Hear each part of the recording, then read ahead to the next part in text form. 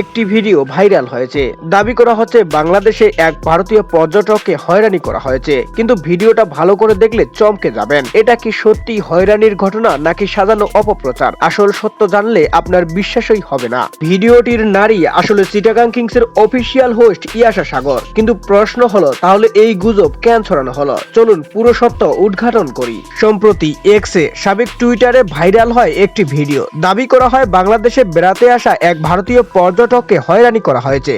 কিন্তু এখানে একটা বড় সমস্যা আছে। ভালো করে দেখলে বোঝা যায় এতে কোনো হয়রানির দৃশ্যই নেই। তাহলে আসল সত্য কি? আমরা ফ্যাক্ট চেক করলাম এবং যা পেলাম তা অবিশ্বাস্য। রিভার্স ইমেজ সার্চের মাধ্যমে বেরিয়ে এলো আসল ভিডিও। সিলেট ভিত্তিক সংবাদ মাধ্যম সিলেট ভিউ তাদের ফেসবুক পেজে 13 জানুয়ারি 2025 একটি ভিডিও পোস্ট করেছিল। ভিডিওর শিরোনাম ছিল, হাসি মুখে দর্শকদের সাথে সেলফি তুললেন ইয়াশা সাগর। এখন অবাক হওয়ার পালা। ভাইরাল ভিডিওর সাথে এই আসল ভিডিও তুলনা করলে দেখা যায় দুটো ভিডিও হুবহুব এক। অর্থাৎ ভিডিওতে থাকা নারী কোনো ভারতীয় পর্যটক নন, বরং চিটাগাং কিংসের উপস্থাপক ইয়াশা সাগর। তাহলে কেন তাকে নিয়ে গুজব ছড়ানো হলো? কে এই ইয়াশা সাগর? দর্শক চলুন জানা যাক। বিপিএল শুরুর আগে চিটাগাং কিংস ঘোষণা করেছিল যে ভারতীয় বংশোদ্ভূত কানাডিয়ান মডেল, অভিনেত্রী ও ক্রিকেট প্রেজেন্টার ইয়াশা সাগর চট্টগ্রাম কিংসের অফিসিয়াল হোস্ট হিসেবে দায়িত্ব পালন করবেন। যেখানে এদিন গণমাধ্যমে ইয়াশা সাগর বলেন, আমি বাংলাদেশে আমার সময় ও কাজ উপভোগ করছি। বাংলাদেশের দর্শকরা অসাধারণ আতিথেয়তা দেখাচ্ছে।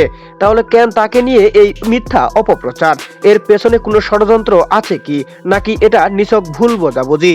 এ বিষয়ে আপনার মতামত কি? কমেন্টে জানান। আপনার কি মনে হয় এই অপপ্রচারের পেছনে কোনো উদ্দেশ্য থাকতে পারে কি? এ বিষয়ে আপনাদের মূল্যবান মতামতটি অবশ্যই জানাবেন। ধন্যবাদ।